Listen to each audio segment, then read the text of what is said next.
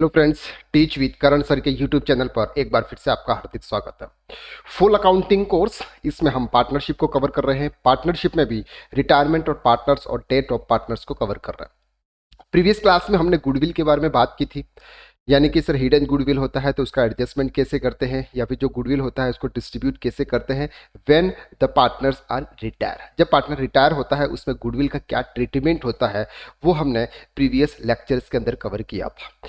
अब हम बात करने वाले हैं कि सर आपके जो भी पार्टनर रिटायर हो रहा है उस समय आपकी जो एसेट और जो लाइबिलिटी है उसका रिवैल्यूएशन और उसका एडजस्टमेंट कैसे किया जाता है। दैट मीन्स ये है कि सर कभी कभी पार्टनर्स रिटायर होता है तो रिटायर के टाइम पे आपकी जो लाइबिलिटीज होती है और आपकी जो एसेट्स होती है उसकी जो वैल्यू होती है वो मार्केट के हिसाब से सही नहीं होती है। यानी कि आपकी बुक्स के अंदर वैल्यू कभी ज़्यादा होती है कभी कम होती है एज पर मार्केट। तो उस समय क्या होता है, आपकी जो एसेट्स और जो लाइबिलिटीज है उसका रीवैल्यूएशन किया जाता है। और कभी कभी ऐसा भी होता है कि कोई एसेट आपकी बुक्स के अंदर नहीं है या फिर कोई लाइबिलिटी आपकी बुक के अंदर नहीं है, लेकिन जब पार्टनर रिटायर होता है उस समय वो लाइबिलिटी या वो एसेट्स आपकी बुक्स में लाई जाती है। तो ऐसी कंडीशन में हमें क्या क्या एडजस्टमेंट करने होते हैं ये आज हम इस क्लास के अंदर कवर करने वाले हैं। आई होप कि आप सर फुल अकाउंटिंग कोर्स को पूरा इंजॉय कर रहे हैं, एक एक लेक्चर्स को बहुत अच्छी तरह से आप कवर कर रहे हैं, सेल्फ नोट भी बना रहे हैं ताकि आप अकाउंट्स के अंदर एक्सपर्ट हो सके। ये जो कोर्स है ये आप 11, 12 CS, CMS या CS और कोई अकाउंटेंट है या फिर प्रोफेशनल अकाउंटेंट, टैक्स कंसल्टेंट, सभी के लिए है। यानी कि ये जो सभी चैप्टर्स होते हैं ये सभी चैप्टर इसी तरह से डिज़ाइन किए हुए हैं ताकि सब लोग इस कोर्स को अच्छी तरह से कवर कर सकें। चलिए वीडियो को शुरू करते हैं। वीडियो को शुरू करने से पहले अगर आपने हमारे चैनल को अब तक सब्सक्राइब नहीं किया है तो जल्दी से जल्दी आप इस चैनल को सब्सक्राइब कर ले ताकि इस चैनल पर आपको फुल अकाउंटिंग कोर्स मिलेगा। अब बात करते हैं sir adjustment of revaluation of assessment and liabilities. मतलब क्या है सर, हमने प्रीवियस क्लासेस में जब हमने एडमिशन ऑफ पार्टनर्स कवर किया था, एडमिशन ऑफ पार्टनर्स में हमने रीवैल्यूएशन अकाउंट्स को कवर किया था। अब सर यहाँ पर ये जो रीवैल्यूएशन अकाउंट्स है, सबसे पहले तो हमें यहाँ पर प्रिपेयर करने के लिए हमको कौन कौन से ट्रांजेक्शन रिकॉर्ड करने होते हैं उसको हम पहले देख लेते हैं। सबसे पहला ट्रांजैक्शन ये होता है कि जब भी हमें अपनी बुक्स की जो एसेट्स है, अपनी बुक की जो एसेट्स है उस एसेट्स को अगर हमें इंक्रीज करना है, उस एसेट्स को अगर हमें इंक्रीज करना है तो उसके लिए क्या ट्रांजैक्शन होगा। एसेट्स जो होती है ऑलवेज डेबिट होती है। अगर डेबिट की वैल्यू को अगर आपको इंक्रीज करना है तो आपको उसे भी डेबिट करना होगा। तो जैसे फॉर एग्जांपल हमारी एसेट्स की वैल्यू है अभी 20,000 रुपीज। फॉर एग्जाम्पल कोई एसेट्स है उसकी वैल्यू है 20,000 रुपीज। अब उस एसेट्स की वैल्यू को हमको 30,000 रुपीज करना, यानी कि बुक्स के अंदर आपकी जो एसेट है वो 30,000 रुपीज शो होनी चाहिए। तो उसके लिए हमको कुछ ट्रांजेक्शन पास करने होते हैं। कौन सा ट्रांजेक्शन? एसेट्स आपका ऑलरेडी डेबिट है, उसकी वैल्यू को अगर आपको इंक्रीज करना है तो आपको करना होगा सर एसेट अकाउंट डेबिट। जो भी आपकी एसेट्स होगी उसको हम डेबिट करेंगे 10,000 रुपीज से। जितने से इंक्रीज करनी है उतने से आपको डेबिट करना। टू सर, क्योंकि ड्यूल एंट्री सिस्टम हम यूज करते हैं, एक साइड में डेबिट दूसरे साइड में क्रेडिट वाला ऑप्शन हम यूज करते हैं, तो हमें क्रेडिट भी तो किसी को करना होगा। तो क्रेडिट में हम किसी से परचेज नहीं कर रहे हैं, जैसे पार्टी का नाम लिख लें, तो यहां पर आपको क्या करना होगा सर, एक अकाउंट्स प्रिपेयर करना होगा जिसका नाम होता है रिवैल्यूएशन अकाउंट। ये अकाउंट एज इट इज आपके पीएनएल जैसा ही होता है। जो भी आपके ट्रांजैक्शन होंगे वो ट्रांजैक्शन इसमें रिकॉर्ड होंगे। तो रिवैल्यूएशन अकाउंट्स को हमने क्या कर दिया, क्रेडिट कर दिया। दैट मीन्स कि जब भी आप अपनी एसेट्स को इंक्रीज करोगे उस समय एंट्री होगी asset account debit to revaluation accounts, ये एंट्री हुई। दूसरी बात अगर हम बात करते हैं कि सर अगर आप अपनी ये जो वैल्यू है उस वैल्यू को अगर आप डिक्रीज करना चाहते हो, दैट मीन्स कि उस वैल्यू को आप कम करना चाहते हो, तो ऑब्वियसली जो हमारी वैल्यू है उसको अगर हम क्रेडिट करेंगे तो हमारी वैल्यू ऑटोमेटिकली रिड्यूस हो जाएगी। तो उस समय ट्रांजैक्शन पास करना है कि अगर हम अपनी एसेट्स को डिक्रीज करना चाहते हैं, एसेट्स की जो वैल्यू है उसको हम डिक्रीज करना चाहते हैं, तो उसके लिए सर एंट्री होगी revaluation account debit. Revaluation account debit ₹10,000 to asset, यानी कि जो एसेट है, हम उसको डेबिट वैल्यू कम करना चाहते हैं तो उससे हम क्या करेंगे, क्रेडिट करेंगे। तो ये ट्रांजैक्शन से क्या होता है, आपकी जो वैल्यू है ये क्या हो जाती है, रिड्यूस हो जाती है। तो अभी हमने देखा कि सर अगर आप अपनी एसेट्स की वैल्यू को डिक्रीज या इंक्रीज करना चाहते हो तो आपको कौन कौन से ट्रांजैक्शन पास करता है। दूसरा हम यहाँ पर देखते हैं सर हमारी जो लाइबिलिटीज है उस लाइबिलिटीज की वैल्यू को इंक्रीज और डिक्रीज करना। अगर हमें अपनी लाइबिलिटीज की वैल्यू को अगर इंक्रीज करना है तो क्या करना होगा, लाइबिलिटी ऑलवेज क्रेडिट होती है, अगर हम उसको इंक्रीज करना होगा तो हम मोर क्रेडिट करेंगे, यानी कि ज़्यादा और क्रेडिट करेंगे तो वैल्यू बढ़ेगी। तो अगर हमें 10,000 रुपीज़ कोई लाइबिलिटी है, उसको अगर हमें 10,000 रुपीज़ से अगर उसको इंक्रीज करना है, 10,000 रुपीज़ से अगर हमको उसको इंक्रीज करना है तो इसके लिए एंट्री होगी simple revaluation account debit, revaluation account debit 10,000 to liability. आपकी जो भी लाइबिलिटीज होगी उसको हम क्या करेंगे, क्रेडिट करेंगे। तो 10,000 रुपीज़ आपकी यहाँ पे आ गया। इससे क्या हो गया सर, आपकी लाइबिलिटीज जो है वो इंक्रीज हो गई। क्या हो गई, इंक्रीज। अब हम ये मान के चलते हैं कि सर आपकी ये जो लाइबिलिटीज है, ये जो लाइबिलिटीज है उस लाइबिलिटीज को आपको डिक्रीज करना है। क्या करना है, डिक्रीज करना है। तो डिक्रीज करने के लिए क्या होता है, आपकी लाइबिलिटी ऑलरेडी क्रेडिट होती है, उसको अगर कम करना है तो हमें क्या करना पड़ेगा, डेबिट करना पड़ेगा। तो क्या एंट्री हो जाएगी sir, liabilities account debit, liabilities account debit for example 10,000 to revaluation account. उस समय हमारा प्रॉफिट होता है तो रिवैल्यूएशन के क्रेडिट साइड में आएगा, यहां पर अमाउंट आ जाएगा सर 10,000 रुपीज।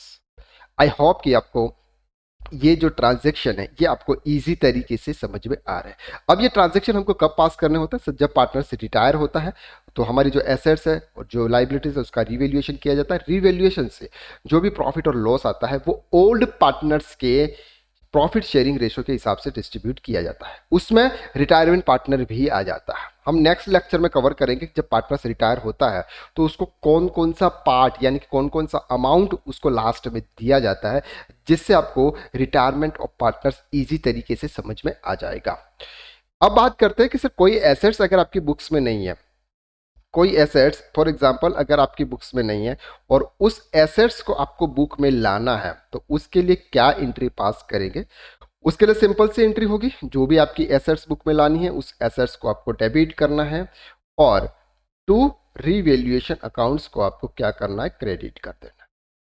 सिंपल। अगर आप सब प्रैक्टिकल लाइफ के अंदर पूछोगे कि सर प्रैक्टिकल लाइफ के अंदर ऐसा पॉसिबल है, तो मे बी नहीं भी पॉसिबल हो सकता है कि अगर आपको एसेट्स इस तरह से कैसे रिवैल्यूएशन अकाउंट्स के थ्रू कैसे लाते हो, किसी से परचेस तो आपको करना ही पड़ेगा, उस पर आपको जीएसटी भी पे करना पड़ेगा, तो ये एक अलग चीज़ है। लेकिन अगर एग्जाम पॉइंट ऑफ व्यू से अगर आप देखें उससे तो ये ट्रांजेक्शन होता है।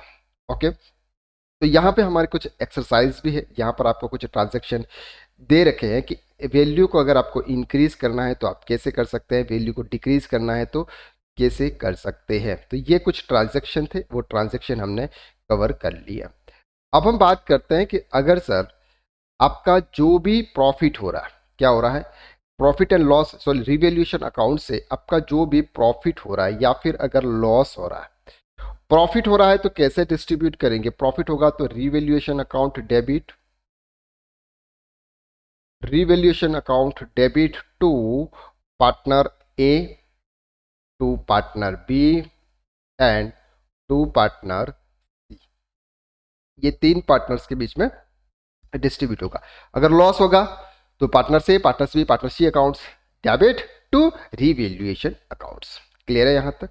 जी सर, अच्छे से समझ में आ रहा है सर, कोई डाउट नहीं है। अब यहाँ पर आपको एक सम दे रखा है, उस सम को थोड़ा सा समझने की कोशिश करते हैं तो आपके लिए बहुत ईजी हो जाएगा। क्या है, Mitali, Indu and Geeta are partner sharing profit and losses in the ratio of 5:3:2। क्या है सर, मिताली है, इंदू है और गीता है। तो यहाँ पर हम देखते हैं कि सर मिताली, इंदू और गीता के लिए क्या क्या है। सबसे पहले यहाँ पर हम देखते हैं मिताली, इंदू एंड गीता, क्या प्रॉफिट शेयरिंग रेशियो है 5:3:2, या इनका 5 है, इनका 3 है और इनका 2 है। तो हम यहाँ पे बोल सकते हैं सर 5/10, 3/10 और 2/10। क्यों? 5+3+2 = 10। तो 10 में से जो भी प्रॉफिट होगा उसका 5 पार्ट मिताली होगा, 3 पार्ट 30%, उसका इंदु का होगा, 20% गीता का होगा। Balance sheet on was goodwill used, ये बैलेंस शीट है। Geeta retire on the above date, Geeta क्या हो रही है? रिटायर हो रही है। It was agreed the machinery be valued at ₹1,40,000। आपकी जो मशीनरी की वैल्यू है 1,50,000 है, उसकी वैल्यू को आपको 1,40,000 करना है। यानी कि आपकी मशीनरी की जो वैल्यू है उस वैल्यू को रिड्यूस करना है। तो रिड्यूस करने के लिए हमने समझा था क्या एंट्री होगी? Revaluation account debit ₹10,000 to machinery. Simple transaction है, कोई प्रॉब्लम नहीं है यहाँ पे। Revaluation account debit to machinery 10,000। Patent ₹40,000, patent आपके है 30,000, उसकी वैल्यू इंक्रीज करनी है तो यहाँ पे आ जाएगा patent 10,000 to revaluation account.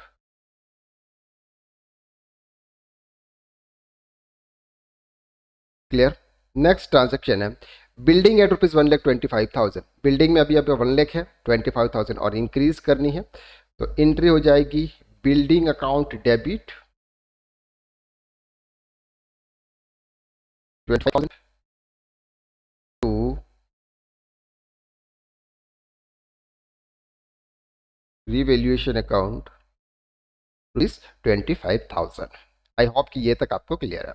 Record the necessary journal entries about adjustment, prepare the revaluation accounts. अब इसमें आपको क्या करना है सर? रीवैल्यूएशन अकाउंट्स भी प्रिपेयर करना है। उसमें क्या करना है सर? हमको रीवैल्यूएशन अकाउंट्स भी प्रिपेयर करना है। तो रीवैल्यूएशन की अगर हम बात करते हैं तो रीवैल्यूएशन में से यहाँ पे रीवैल्यूएशन डेबिट हो रहा है और यहाँ पे क्रेडिट हो रहा है। तो दोनों में क्रेडिट हो रहा है। क्रेडिट का मतलब इनकम होता है। तो इनकम आपकी कितनी हो रही है? अगर उसको हम देखें तो रीवैल्यूएशन की जो इनकम है, रिवैल्यूएशन की जो इनकम है ये है 35,000 और आपका जो एक्सपेंस है वो आपका 10,000 है। तो प्रॉफिट कितना होना चाहिए यहाँ पे? 25,000। अब 25,000 को हम डिस्ट्रीब्यूट करेंगे ओल्ड पार्टनर्स के रेशियो में। यहाँ पर होगा 5:3:2। तो 25,000 into 5 divided by 10, 25,000 3 divided by 10 and 25,000 2 divided by 10। अगर हम यहाँ पर मानते चले सो 10 25,000 से डिवाइडेड बाई 10 तो हम यहाँ पे 2500 आता है, 0 से 0 काट देते हैं तो 2500 का अमाउंट हमको रहता है। तो ये जो अमाउंट आता है ये आता है सर 12,500 रुपीज़। ये आता है सर आपका 7,500 रुपीज़ और ये आता है आपका 5,000 रुपीज़। क्लियर? तो ये टोटल अमाउंट आपका आ गया सर 25,000 रुपीज़। 25,000 रुपीज़। तो लास्ट में एंट्री क्या हो जाएगी? Revaluation account debit ₹25,000 to partners कौन कौन से हमारे? मिताली, इंदु एंड गीता। मिताली, इंदु एंड गीता, ये हमारे पार्टनर्स हैं। तो यहाँ पे हम प्रॉफिट देंगे सर इनको 12,500। मिताली को मिलेगा, इंदु को मिलेगा 7,500 और गीता को मिलेगा 5,000। लास्ट में बस ये एंट्री होती है। इस तरह से आपका ट्रांजेक्शन क्लोज हो जाता है। अगर आप रीवैल्यूएशन अकाउंट देखेंगे तो आपको यहाँ पे दिख जाएगा 10,000 प्लस 25,000 35,000 और 10,000 आपके एक्सपेंसेस थे, यानी कि मशीनरी को आपने क्रेडिट किया था जिससे आपका लॉस हो गया था। 25,000 बचे थे, हमने इस तरह से डिस्ट्रीब्यूट कर दिया। आई होप कि यहाँ तक आपको ईजी तरीके से क्लियर हो गया है।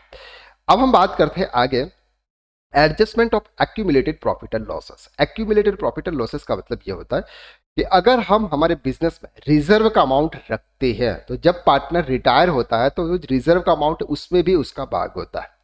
जो पार्टनर रिटायर हो रहा है उसमें भी उसका पार्ट होता है। तो वो भी हमें क्या करना होता है? जब पार्टनर रिटायर होता है उस समय डिस्ट्रीब्यूट करना होता है।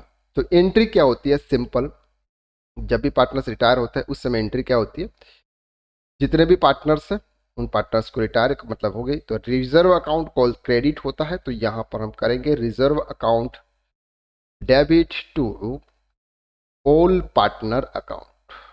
जितने भी पार्टनर्स होंगे उनके प्रॉफिट शेयरिंग रेशो के हिसाब से डिस्ट्रीब्यूट होगा। ये किससे हिसाब से होगा, प्रॉफिट शेयरिंग रेशो, जो भी उनका प्रॉफिट शेयरिंग रेशो होगा उसके हिसाब से ये डिस्ट्रीब्यूट किया जाएगा। ओके, तो profit sharing ratio all partners capital account to profit and loss, अगर लॉस होता है तो reserve transfer to all partners capital account in the old profit sharing ratio.